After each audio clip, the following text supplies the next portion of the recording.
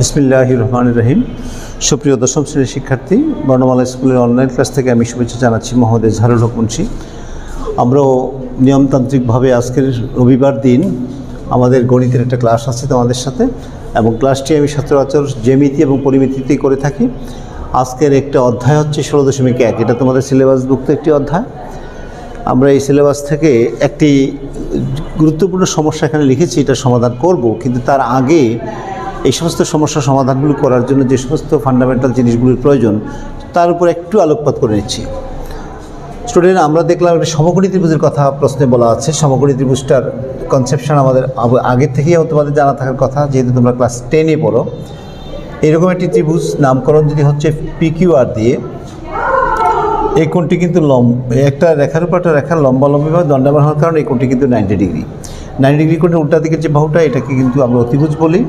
আর 90 degree কোণ সংলগ্ন খাড়া রেখাটাকে আমরা সচরাচর আমরা কিন্তু এটাকে কি বলি, লম্ব বলি। আর সাহিত্য বা শয়ন রেখা যেটাকে, এটাকে আমরা ভূমি বলে থাকি। কিন্তু যদি ত্রিকোণমিতির বিচারে আমি এখন লম্ব ভূমি এবং অতিভুজের কথা আসে, তাহলে যদি কোণটা এখানে থিটা কোণ হিসেবে বিবেচনা করা হয়, এই কোণটাকে আর কোণটাকে, তাহলে এই ক্ষেত্রে কিন্তু বাধ্যতামূলকভাবে লম্ব এটাই হবে, কারণ থিটা কোণের উল্টা দিকের যে বাহুটা, তোমরা এটা জানো। আর থিটা কোণ সংলগ্ন এই নিচের দিকের রেখাটাকে আমরা ভূমি বলবো, আর এটাকে অতিভুজ, বাধ্যতামূলক অতিভুজ বলবো। এই জন্য কারণ 90 ডিগ্রি কোণের 90 ডিগ্রি কোণের উপর বিপরীত বাহুকে আমরা অতিভুজ বলি। এই পরিচয়টা তোমাদের জানা থাকার কথা। কিন্তু যদি থিটা কোণের অবস্থার পরিবর্তন হয়, থিটা কোণের অবস্থান যদি চেঞ্জ করে উপরে চলে যায়, যেমন পি বিন্দুতে যদি থিটা কোণটা বিবেচনা করা হয় সূক্ষ্মকোণ হিসাবে, তাহলে থিটা কোণের এখন যদি আমি সাইন থিটা বলতে যাই, তখন কিন্তু থিটা কোণের উল্টা দিকের বাহু কিন্তু এবার চলে আসছে এই কিউআরটা। কিছুক্ষণ আগেও কিন্তু এটা ভূমি ছিল, কিন্তু এখন থিটা কোণটা ওখানে যাওয়ার কারণে এই মুহূর্তে কিন্তু এটাকে লম্ব হিসাবে বিবেচনা করতে হয়, বিশেষ করে ত্রিকোণমিতিতে। তাহলে বোঝা গেল ত্রিকোণমিতির জন্য থিটা কোণের অবস্থান সাপেক্ষে এই লম্বভূমি এবং লম্বভূমির পরিবর্তন হবে। কিন্তু যদি আমরা থিটা কোণ না রাখি, থিটা কোণ বিবেচনায় না থাকে, তাহলে কিন্তু অবশ্যই খাড়া রেখাটাকে লম্ব বলি, আর এটাকে আমরা ভূমি বলি। তো আমরা যেহেতু ত্রিকোণমিতি পড়ছি না, এই মুহূর্তে আমরা পরিমিতি পড়ছি, তাহলে আমরা এটাকে লম্ব বলছি, এটাকে ভূমি বলছি, এটাকে অতিভুজ বলছি। এবং লম্বভূমি অতিভুজ সংক্রান্ত বিষয়ে মিস্টার পিথাগোরাস অত্যন্ত বিচক্ষণ এবং খুবই নামকরা একজন বিজ্ঞানী, একজন গণিতবিদ। বিজ্ঞানের বিভিন্ন শাখায় তার অবদান রয়েছে। তিনি কিন্তু এটা তথ্য দিয়েছেন। এই তথ্যটা হচ্ছে এরকম, এটাকে আমরা পিথাগোরাস উপপাদ্য নামে এটা পরিচিত। এই তথ্যটা হচ্ছে অতিভুজের স্কোয়ারটা অথবা লম্বের স্কোয়ারটা প্লাস ভূমির স্কোয়ারটা কার সমান। স্কোয়ার মানে লম্বের উপর অঙ্কিত বর্গ এবং ভূমির উপর অঙ্কিত বর্গের সমষ্টিটা কার সমান, তার অতিভুজের উপর অঙ্কিত বর্গক্ষেত্রের ক্ষেত্রফলের সমান। অর্থাৎ বিষয়টা আমি আরও সহজ করে বলি, কোনো সমকোণী ত্রিভুজের অতিভুজের উপর অঙ্কিত বর্গক্ষেত্র PR স্কোয়ার তার অপর দুই বাহুর উপর অঙ্কিত বর্গক্ষেত্রের ক্ষেত্রফলের সমষ্টির সমান PQ স্কোয়ার এবং QR স্কোয়ারের সমান। অর্থাৎ এটার ক্ষেত্রফল একা যত হবে, এই দুইটা বাহুর উপর অঙ্কিত বর্গক্ষেত্রের ক্ষেত্রফল মানে এটা সমান হবে। এনিওয়ে, এটা যদি 10 কাটা হয়, এই দুইটা বর্গক্ষেত্রের ক্ষেত্রফল হবে 10 কাটা। স্টুডেন্ট, আশা করি বিষয়টা তোমরা আগে শুনছো, আজকে একটু বুঝলাম। আর যদি আরও স্পেসিফিক শুনতে চাও, তাহলে ধরো এটার উপর যদি আমি বর্গ আঁকি, তাহলে তার ক্ষেত্রফল যত হবে। আর এটার উপর যদি বর্গক্ষেত্র আঁকি, ধরো ক্ষেত্রফলটা যত হবে। আবার এইখানে যদি বর্গক্ষেত্র আঁকা হয়, জাস্ট বর্গক্ষেত্র, যদিও বাহুগুলো আমার সমান হয়নি, ধরে নিলাম এটা একটা বর্গক্ষেত্র, এটা একটা বর্গক্ষেত্র, এটা বর্গক্ষেত্র। পিথাগোরাস বলতে যাচ্ছেন যে এই পিআরের উপর অঙ্কিত বর্গক্ষেত্রের ক্ষেত্রফল যদি 10 কাঠা হয়, এটার ক্ষেত্রফলটা যদি 10 কাঠা হয়, তাহলে এইটা এবং এইটার উপর অঙ্কিত বর্গক্ষেত্রের ক্ষেত্রফলটা দুটা মিলেই 10 কাঠা হবে। এটা যত বর্গফুট হবে, এই দুটার ক্ষেত্রফল তত বর্গফুট হবে। এটা যত বর্গগজ হবে, এই দুটার ক্ষেত্রফল তত বর্গগজ হবে। তাহলে আমি এই ব্যাপারে আর বলছি না, তোমরা আশা করি কিছুটা বুঝে নিয়েছ। এবং এটা সমকোণী ত্রিভুজ সংক্রান্ত। আমরা এই চ্যাপ্টারে দেখো, যে কোনো একটা অঙ্ক করতে গেলে কিন্তু কোনো না কোনো সূত্র প্রয়োগ করতে হবে। এই সূত্রগুলি কিন্তু তোমাদের 9-এ যখন আমরা ক্লাস করছিলাম, বিশেষ করে অনলাইন ক্লাস বা জুম ক্লাসগুলোতে এগুলো কিন্তু বলেছিলাম কিছুটা। আশা করি তোমরা মনে রাখছো। তাহলে আমরা তারপরেও একটু বলে রাখি কারণ হচ্ছে এগুলো আমরা ভুলে যাওয়ার সম্ভাবনাই থাকে বেশি। ধরো ত্রিভুজটার নাম এবিসি এবং এটি একটি সমদ্বিবাহু ত্রিভুজ, এটার এই বাহুটা আর এই বাহুটা কিন্তু পরস্পর সমান, এবং এটাকে যদি এ দিয়ে প্রকাশ করা হয় আর ভূমিটাকে যদি বি দিয়ে প্রকাশ করা হয়, তাহলে এই ধরনের একটা সমদ্বিবাহু ত্রিভুজের ক্ষেত্রফল নির্ণয়ের সূত্রও কিন্তু তোমাদের মনে রাখতে হবে। এটার ক্ষেত্রফল হচ্ছে b/4 root over of 4a² - b²। এই সূত্রে মান বসালেই, অর্থাৎ বি বলতে আমি ভূমিকে বোঝাচ্ছি, এ বলতে আমরা এখানে সমান সমান যে দুইটা বাহু তাকে বোঝাচ্ছি। তার মান যদি জানা থাকতো কথার কথা, যদি এটাকে 10 ধরা হয় আর এটাকে যদি 8 ধরা হয়, তাহলে এটাও তো নিশ্চয়ই 10 হবে। তাহলে বি দ্যাট ইজ 8/4, 4 ইন্টু এর মানটা হচ্ছে 10 তার স্কোয়ার, আর বি এর মানটা হচ্ছে 8 তার স্কোয়ার। এতে ক্যালকুলেশন করলে আমরা যা পাবো তাই হচ্ছে এই ত্রিভুজটার ক্ষেত্রফলের সূত্র। তাহলে আমরা জানলাম সমদ্বিবাহু ত্রিভুজের ক্ষেত্রফল নির্ণয়ের সূত্র হচ্ছে p/4 root over of 4a² - b²। মান বসালেই সরাসরি আসবে। এই জন্য এগুলো অবশ্যই আগেই এই চ্যাপ্টার যখন ঢুকবো তার আগেই শিখে ফেলা দরকার। স্টুডেন্ট, যদি বিষয়টা এমন না হয়, এমন হয় যেমন ত্রিভুজটি যদি সমবাহু ত্রিভুজ হয়, অর্থাৎ তিনটি বাহুই যদি আমরা এ হিসাবে বিবেচনা করি, ধরে নিলাম তিনটি বাহু সমান আর কি, দ্যাট ইজ একটা সমবাহু ত্রিভুজ, এটার বেলায় কিন্তু ক্ষেত্রফল নির্ণয়ের সূত্র আমরা অবশ্যই তোমাদের মাথায় থাকার কথা। না থাকলে আমি একটু বলে দিচ্ছি, সেটা হচ্ছে √3a²/4।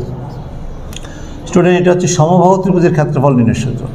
আমরা বোধহয় বিগত ক্লাসে ক্লাস 9-এর স্টুডেন্টদের পরিমিতির প্রাথমিক আলোচনা এগুলো বলছিলাম। তোমরা ইচ্ছে করলে 9-এর ক্লাসগুলো কিন্তু দেখতে পারো, সেখান থেকেও কিছু শিখতে পারো। স্টুডেন্ট, এবার কিন্তু সমবাহু ত্রিভুজ হয়ে গেল, সমকোণী ত্রিভুজ হয়ে গেল, সমদ্বিবাহু ত্রিভুজ হয়ে গেল। ত্রিভুজটি যদি শুধু সমকোণী হয়, তার ক্ষেত্রফল নির্ণয়ের সূত্র কিন্তু ভিন্নটা।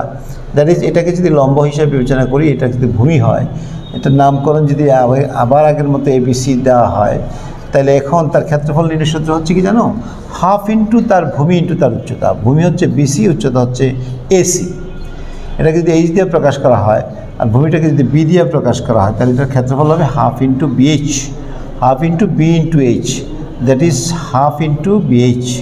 স্টুডেন্ট, এই ক্ষেত্রে সবসময় ক্ষেত্রফল কিন্তু বর্গ একক হবে, অর্থাৎ যদি এটা মিটারে হয় তাহলে বর্গ মিটার হবে, যদি এটা গজে হয় তাহলে এটা বর্গ গজে হবে, যদি এটা ফুটে হয় তাহলে বর্গফুট হবে, যদি এটা ইঞ্চিতে হয় তাহলে বর্গ ইঞ্চি হবে।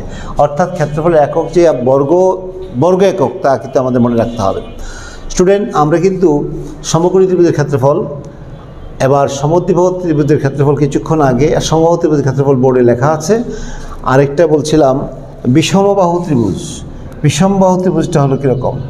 তিনটা বাহুই তিন রকম, যেমন এরকম একটা, তার চেয়ে ছোটো এটা সবচেয়ে ছোট, এটা মাঝারি, এটা হচ্ছে তার চেয়ে বড়। এরকম একটা ত্রিভুজের কথা যদি ভাবি আমরা, এই ত্রিভুজেরও তো ক্ষেত্রফল নির্ণয় করা লাগতে পারে। তখন তুমি কি করবে? এটার ক্ষেত্রফল নির্ণয়ের জন্য এই বাহুটাকে যদি এই দিয়ে প্রকাশ করা হয়, এটাকে যদি বি দিয়ে প্রকাশ করা হয়, এটাকে যদি সি দিয়ে প্রকাশ করা হয়, তার ক্ষেত্রফল নির্ণয়ের সূত্র হচ্ছে, স্টুডেন্ট, ক্ষেত্রফল হচ্ছে root over of S into S minus A into S minus B into S minus C. প্রশ্ন জাগতে পারে না যে এসটা কি? এসটা হচ্ছে অর্ধ পরিসীমা। এসটা হচ্ছে কি? অর্ধ পরিসীমা। অর্ধ পরিসীমা কী জিনিস? পরিসীমাকে দুই দিয়ে ভাগ করলে যা দাঁড়ায় তাই হচ্ছে অর্ধ পরিসীমা। স্টুডেন্ট, এই মুহূর্তে অর্ধ পরিসীমা যদি আমরা একটু উপরে লিখি চিত্রটা, যদি এটা বিষমবাহু ত্রিভুজ হয়, এটা এ হয়, এটা বি হয়, এটা সি হয়, এ যদি 8 মিটার হয়, বি যদি 10 মিটার হয়, সি যদি 12 মিটার হয়, তাহলে কিন্তু আমরা এসের মান বের করতে পারি। এস মানে অর্ধ পরিসীমা। তাহলে এখানে আমরা মানটা বসিয়ে দিলেই কিন্তু অর্ধ পরিসীমা বেরিয়ে আসতেছে। যেমন এর মান যদি আমি 8 বসাই, বির মান যদি 10 বসাই, সির মান যদি 12 বসাই, তাকে যদি 2 দিয়ে ভাগ করি, তার 8 × 18 = 30। 30 থেকে 2 দিয়ে ভাগ করলে হবে নিশ্চয়ই কত হবে? 15 হবে। তার মানে এসের মান পেয়ে গেলাম। এখন এস জানার পরে বাকি মানগুলো কিন্তু নির্দিষ্ট করা আছে। যেমন এর মান 8 বসাবো, বির মান আমরা 10 বসাবো, সির মান আমরা 12 বসাবো, তারপরে বাকিটা আমরা মেশিনে চাপ মারলেই ফলাফল বেরিয়ে আসবে। অথবা আমরা নিজেরাও কিন্তু এটা করতে পারবো, বর্গমূল বের করে করতে পারবো। স্টুডেন্ট, তাহলে আমি ত্রিভুজ সংক্রান্ত চার রকমের সূত্রের কথা বললাম, ত্রিভুজের ক্ষেত্রফল নির্ণয় সংক্রান্ত। এখন আমরা মূল অঙ্কের মধ্যে চলে যাব, কারণ অঙ্কটা একটা সমকোণী ত্রিভুজের কথা বলা আছে। আমি ত্রিভুজটা এঁকেই দিচ্ছি, সমকোণী ত্রিভুজ আরেকবার আঁকলাম, এবং এই ত্রিভুজটা এমন কিছু শর্ত সাপেক্ষ একটা ত্রিভুজ। এর অপর বাহুদের একটি হচ্ছে অপরটির 4/3 অংশ, একটি অপরটির 4/3 অংশ। ত্রিভুজটির অতিভুজের মান 25। স্টুডেন্ট, এই অতিভুজটা হচ্ছে 25 মিটার বলেছে, 25 মিটার। নাম যদি আমরা PQR দিই অথবা ABC দিই সমস্যা নেই। ABC একটা সমকোণী ত্রিভুজ যার অতিভুজের মানটা দেওয়া আছে 25 মিটার, আর তারা বলছে এর অতিভুজ 25 মিটার। এর অপর বাহুদের একটি অপরটির 4/3 অংশ। আমরা দেখতেই মনে হচ্ছে এটা একটু বড়, এই জন্য এটাকে আমরা X ধরলাম, এই বাহুটা ধরে নিলাম, এই বাহুটা ধরলাম AB, এটাকে X ধরে নিলাম, দ্যাট ইজ X মিটার হবে, কারণ এককটা অতিভুজটা মিটারে আছে, জন্য আমরা মিটারে ধরবো। আর অপরটা হচ্ছে তার 4/3 অংশ, দ্যাট ইজ X এর 4/3 অংশ, তার মানে এত মিটার হবে। তাহলে আসতেছে কত? 3x/4 metre. স্টুডেন্ট, সমকোণী ত্রিভুজটাকে যদি আমি ABC দ্বারা চিহ্নিত করি এবং তাকে যদি আমি এই প্রশ্ন সাপেক্ষে তার মানগুলি বসাতে চাই, তাহলে আমি এই বাহুটাকে X ধরে নিয়েছি, X মিটার ধরেছি। প্রশ্নের ভাষায় আমরা অপর বাহুটা হবে তার 4/3 ভাগ, লেখা আছে অপরটির 4/3 অংশ, তার মানে X এর 4/3 অংশ, এবং এককটা মিটারে হবে, তার মানে 3x/4 মিটার। কিছুক্ষণ আগে আলোচনা করেছি, কিন্তু আমরা একটা সমকোণী ত্রিভুজ সংক্রান্ত বিষয়ে মিস্টার পিথাগোরাস কি বলেছেন আমরা বলেছিলাম, সমকোণী ত্রিভুজের অতিভুজের উপর অঙ্কিত বর্গক্ষেত্র তার অপর দুই বাহুর উপর অঙ্কিত বর্গক্ষেত্রের সমষ্টির সমান। তবে আমি পরীক্ষার খাতায় বা কী লিখব শুরু করতে পারি এভাবে না। মনে করি ABC সমকোণী ত্রিভুজের ABC সমকোণী ত্রিভুজের অতিভুজ চিত্রটা এঁকে দিলেই ভালো হয়। চিত্র না আঁকলেও কিন্তু তুমি নাম্বার পেতে পারো কিন্তু পরিমিতিতে, কিন্তু ত্রিকোণমিতিতে অবশ্যই বাধ্যতামূলক চিত্র আঁকতে হয়। মনে করি ABC সমকোণী ত্রিভুজের অতিভুজ AC সমান 25 মিটার। অপর বাহুদের একটা ধরি AB = X মিটার। সুতরাং অপর বাহু নাম তার BCটা বাকি আছে, BC নিচে লিখে জায়গা হবে না, X এর 4/3 মিটার সমান হবে 3x/4 মিটার, 4 মিটার। এখন ABC সমকোণী ত্রিভুজে পিথাগোরাসের প্রতিজ্ঞা প্রয়োগে পাই। ত্রিভুজে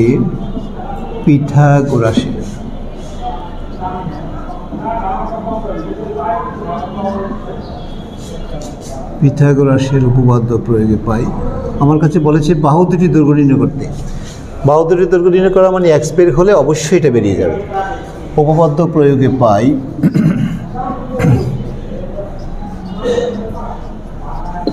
কি পাই? পাচ্ছি আমরা AB স্কোয়ার, দ্যাট ইজ লম্বের স্কোয়ার প্লাস ভূমির স্কোয়ার, এই দুটোর অঙ্কিত বর্গক্ষেত্রের ক্ষেত্রফলের সমষ্টিটা কার সমান হবে? অতিভুজের অঙ্কিত বর্গক্ষেত্রের ক্ষেত্রফলের সমষ্টির সমান হবে, দ্যাট ইজ AC স্কোয়ার হবে। আমরা নিচে মানগুলো বসিয়ে যাচ্ছি। দেখো, ABর মানটা হচ্ছে X ধরেছিলাম, X স্কোয়ার, প্লাস BCর মানটা হচ্ছে 3x/4 তার স্কোয়ার হবে, ইজ ইকুয়াল টু ACর মানটা হচ্ছে 25 এবং তারও স্কোয়ার। এককগুলো দিলাম না এই জন্য, কারণ এখানে একক যদি বর্গমিটার হয়, এই পাশেও কিন্তু বর্গমিটারে আছে, এই জন্য সমাধানের অংশে আমরা একক ব্যবহার করি না। চলো আমরা এই জায়গাটা মুছে দিচ্ছি। আমরা যদি উপরে যাই X স্কোয়ার পাবো, প্লাস এটাকে যদি স্কোয়ারিং হয় তাহলে নিশ্চয়ই 9x² / 4 হবে। আশা করি বুঝতেছো এটা কী হচ্ছে। আর 25কে স্কোয়ার করলে কিন্তু 625 হয়, 25 25 625। স্টুডেন্ট, লসাগু হবে 16, তাহলে এটা হবে লসাগু করলে 16x²। কেন? কারণ মনে এটা নিচেটা 1 আছে, 1 দিয়ে 16কে ভাগ করলে 16 হয়, 16 দিয়ে x² গুণ করলে 16x² হয়। হর দিয়ে ভাগ করে লব দিয়ে গুণ, 16 দিয়ে 16 ভাগ করবো 1, 9 দিয়ে গুণ করলে 9x² হবে, ইজ ইকুয়াল টু 625। এবার বজ্রগুণের কথা আমরা জানি, বা আর কোণের কথা আমরা জানি, এটা নিচেটা 1 আছে, এই কোণে গুণ করো, 16x² প্লাস হবে 9x² ইজ ইকুয়াল টু 625 × 16 রেখে দিই, কারণ একটু পরে কাটাকাটির কাজ আছে। স্টুডেন্ট 16 আর 9 যোগ করলে হবে 25x², তারপর হচ্ছে 625 গুণন হচ্ছে 16। এখন আমার শুধু x² দরকার, তাহলে হবে 625 গুণন 16 আর এখানে হচ্ছে 25। অবশ্যই বুঝতেছো 25 দিয়ে 25কে কাটা যায়, 25 25 625 আর x² মান আসতেছে 16 25 400। স্টুডেন্ট আমি যদি x এর মান চাই তাহলে x = যদি বলি বর্গমূল করতে হবে উভয় পক্ষকে, তাহলে 400 বর্গমূল হবে এবং 400 বর্গমূল x এর মান আসতেছে 20। স্টুডেন্ট তাহলে আমি এই লম্বটা জেনে গেলাম, তারা বলছে অপর বাহুদ্বয়ের দৈর্ঘ্য নির্ণয় করো। তাহলে এর মধ্যে একটি বাহু জেনে গেলাম, কিছু অংশ মুছে দিচ্ছি দেখো। অর্থাৎ ত্রিভুজটির